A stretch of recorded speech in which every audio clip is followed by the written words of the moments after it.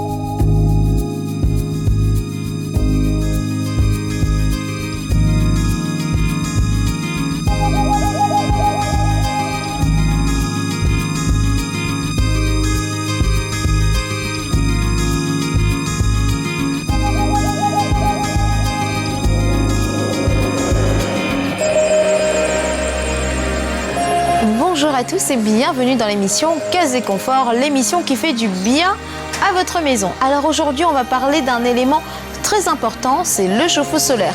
On vous dit tout et c'est avec notre spécialiste maintenant.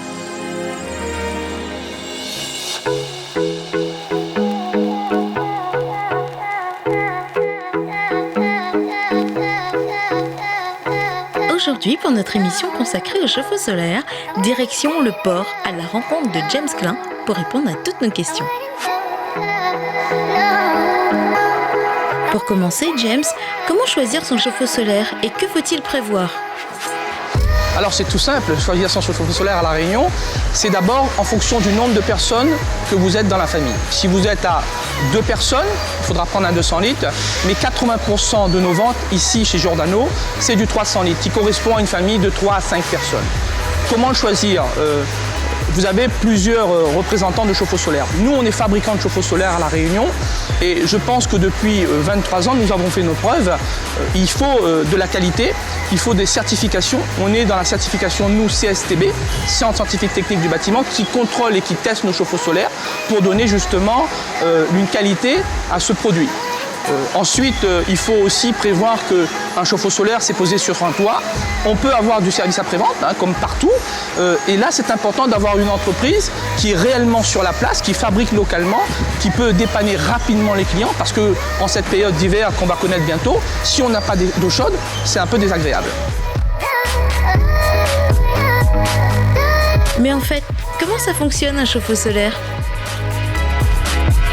J'allais dire, on n'a pas inventé l'eau chaude. Je ne vais pas en tout cas inventer l'eau chaude. Il y a un ballon d'eau chaude et des capteurs plans. Vous l'inclinez à une certaine inclinaison qui est de 10 ou 15 degrés. Et en fonction de l'orientation, vous avez ce qu'on appelle le système thermosiphon. L'eau chaude, elle est plus légère que l'eau froide. Donc elle va se mettre automatiquement en haut de la cuve. Et quand vous allez ouvrir, vous allez avoir de l'eau chaude.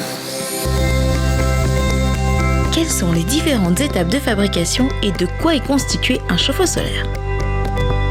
Ça fait 14 ans qu'on fabrique sur l'île des chauffe-eau solaires. Vous avez une feuille de tôle en inox qui arrive. On va la rouler. Elle va devenir une virole. On va la souder. Elle va devenir une cuve. Et on va la mousser pour qu'elle devienne un ballon. Vous avez ici dans l'usine tout le matériel nécessaire pour qu'on puisse fabriquer des ballons et des capteurs. Est-il possible d'installer un chauffe-eau solaire partout dans l'île ? Oui, on peut mettre un chauffe-eau solaire aujourd'hui dans toute l'île. Encore une fois, tout dépendra de la qualité du matériel. Vous avez aujourd'hui une orientation pour le chauffe-eau solaire et une inclinaison. En fonction de la technicité, j'allais dire, on va augmenter la surface de capteur pour avoir de l'eau chaude tout simplement. Donc je pense qu'on peut aujourd'hui mettre un chauffe-eau solaire sur toute l'île. D'ailleurs, il y en a de partout. Et si on manque un peu de soleil, quelles sont les solutions ? On a ce qu'on appelle aujourd'hui, pour les coins pleins des palmises, pleins des caves, où il fait un petit peu plus frais, ou parfois il pleut un petit peu plus, malheureusement, on a ce qu'on appelle dans la cuve une résistance électrique. On peut la raccorder ou pas, c'est en fonction des lieux. Si on est au port, par exemple, ça ne sert à rien d'avoir une résistance électrique, mais quand on est un petit peu dans les hauts et il fait un peu plus frais, oui, il faut raccorder la résistance électrique. Comment ça se passe? Vous avez comme un chauffe-eau électrique, vous branchez la résistance, vous connectez la résistance, ça va chauffer de l'eau et au bout d'une certaine température qui est à peu près de 45 ou 50 degrés, avec un thermostat qui va se trouver à l'intérieur, il va se couper automatiquement. Donc le lendemain matin, quand vous allez vous réveiller pour prendre votre douche, ben vous aurez une eau entre 40 et 50 degrés à peu près. Pouvez-vous nous dire quelle est la durée de vie moyenne d'un chauffe-eau solaire ? Alors aujourd'hui, les cuves sont faites en inox, on a mis de la qualité. Je pense qu'un chauffe-eau solaire a une durée de vie environ de 15 ans. 15, 16, 17, 18 ans. Aujourd'hui, on a encore des chauffe-eau solaires qui ont 23 ans sur l'île, qui fonctionnent très bien. Donc ça varie en fonction là où vous êtes et en fonction de l'eau qu'on a aussi, la qualité d'eau qu'on a dans sa ville. Comment doit-on l'entretenir et que doit-on faire lorsqu'on part en vacances ? Moi, j'imagine toujours, quand j'explique aux gens, c'est tellement simple, c'est comme une grosse cocotte minute qu'on a mis sur le feu, d'accord, avec une soupape qui fait du bruit. Le chauffe-eau solaire, c'est pareil, vous avez un groupe sécurité, quand vous n'êtes pas là, vous êtes en vacances pendant une semaine ou 15 jours ou un mois, un chauffe-eau électrique, qu'est-ce qu'on fait? On le débranche. Un chauffe-eau à gaz, qu'est-ce qu'on fait? On ferme la bouteille de gaz. Par contre, un chauffe-eau solaire, on ne peut pas dire au soleil, je ne suis pas là, arrêtez de chauffer mon chauffe-eau solaire. Donc vous avez ce qu'on appelle un groupe sécurité. Quand ça va monter en température à l'intérieur de la cuve, il va se mettre, comme on dit vulgairement, un petit peu à cracher de l'eau pour stabiliser la température à l'intérieur. Donc l'entretien qu'on doit faire, c'est regarder ce qu'on appelle, nous, les organes de sécurité, le groupe sécurité, le réducteur de pression et surtout le mitigeur thermostatique. Je pense, si on veut que ce soit sécurisé, il faut remplacer ces pièces tous les 5 ans. À quel moment de la construction doit-on penser à la pose de notre chauffe-eau solaire? Aujourd'hui, le chauffe-eau solaire est obligatoire. Quand vous êtes dans la construction nouvelle, elle est obligatoire. Le mieux, c'est qu'on puisse suivre ensemble la pose de ce chauffe-eau solaire. C'est vrai qu'on arrive en dernier lieu quand le toit est mis, qu'on est prêt à rentrer dans la maison. Sauf pour une question d'esthétique parfois, un chauffe-eau, il faut un tuyau d'eau froide et un tuyau d'eau chaude. Et il vaut mieux parfois les cacher dans le parpaing pour qu'on puisse pas le voir. Et quand on le pose, c'est vraiment très esthétique si on arrive à le suivre. Il faut, je pense, quand la construction commence, commencer déjà à se renseigner pour savoir d'abord son prix, quel est le volume qu'il faut, où c'est qu'on va l'installer, est-ce qu'on a la bonne orientation et qu'on puisse en même temps suivre avec le plombier où c'est qu'on va passer les tuyaux. Si on veut cacher notre chauffe-eau ou au contraire le rendre esthétique, que peut-on faire? Quand on fabrique un chauffe-eau solaire, c'est le commercial, le technicien qui va venir chez vous, il va dire sur le bon de commande que le toit il est bleu, rouge, vert. Et en fonction de cela, nous allons nous fabriquer une cuve de cette couleur. Mais vous avez aussi, pour une question d'esthétique, des gens qui ne veulent pas voir ce qu'on appelle le ballon, le gros ballon qui se trouve sur le toit. Et là, on passe au système dissocié, qui est un peu plus discret. Le ballon, dans ce cas-là, il est ou dans les combles, ou mis à même le sol, dans le garage. Et par contre, là, ça ne fonctionne plus naturellement par le thermosiphon. Il faut mettre une petite pompe, une régulation pour pouvoir pousser l'eau chaude. Quelles sont les différentes contenances qui existent et à qui sont-elles destinées? Alors on part du 200, du 300 litres, 400 litres, 500 litres et 600 litres. Alors 500 litres, on a des grandes familles de 7-8 personnes, mais on a des gîtes. On a des petits restaurants hôtels qui nous disent nous on a 4 ou 5 chambres et on voudrait avoir de l'eau chaude, donc on peut mettre 1 ou 2 600 litres.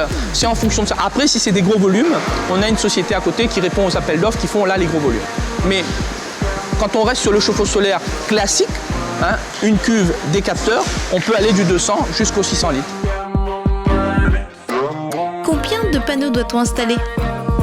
Les capteurs font c'est toujours la même surface, 1 mètre sur 2 mètres, et on peut en mettre 1, 2, 3, 4, 5 en fonction du volume qu'on va mettre sur la maison. C'est-à-dire que si vous avez un 300 litres, vous aurez 2 panneaux de 2 mètres carrés qui font 4 mètres carrés. Pour le 400 litres, c'est 3 panneaux. Pour le 600 litres, c'est 4 panneaux. On augmente la surface de chauffe en fonction du volume d'eau qu'il y a à chauffer. Et pour finir, en cas de cyclone, doit-on craindre pour son chauffe-eau solaire? Avez-vous des recommandations? Alors aujourd'hui, pour la pose de nos chauffe-eau solaires, nous avons ce qu'on appelle à La Réunion une certification Calisol. Quasiment tous nos installateurs aujourd'hui ont eu cette formation pour installer un chauffe-eau solaire. Ce sont des professionnels qui posent des chauffe-eau solaires tous les jours. Et justement, par rapport à la période cyclonique que nous avons, tout à l'heure je vous ai cité le CSTB, le Centre Scientifique Technique du Bâtiment, qui a testé nos chauffe-eau solaires et qui disent que notre chauffe-eau solaire Giordano, on peut le poser sur un toit à La Réunion qui ne va pas s'envoler au premier coup de vent. D'accord ? Ça peut arriver, si le toit s'en va, le chauffe-eau partira avec, mais ça ne s'envolera pas. Et nos techniciens qui installent ces chauffe-eau solaires savent comment le poser. Je pense qu'on a fait le tour de la question. Merci James Klein d'avoir répondu à toutes nos questions. Que vous soyez déjà équipé ou futur acquéreur, vous avez maintenant toutes les cartes en main pour profiter pleinement des bienfaits du soleil.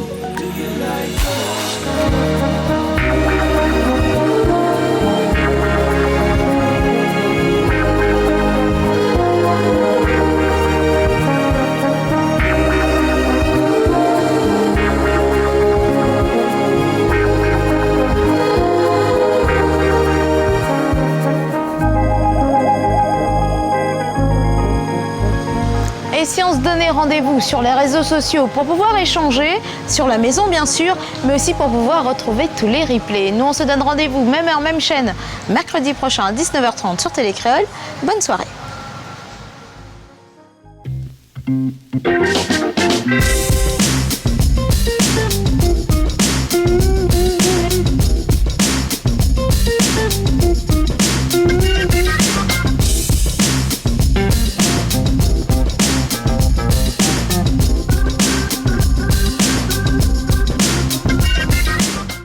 Arigé, la référence en climatisation et en fontaine à eau, vous a présenté Case et Confort. Ousseynou Marji, spécialiste de l'art de la table et de la décoration, vous a présenté Case et Confort. Vous regardez Case et Confort avec Case Magazine, le magazine de la décoration et de l'immobilier.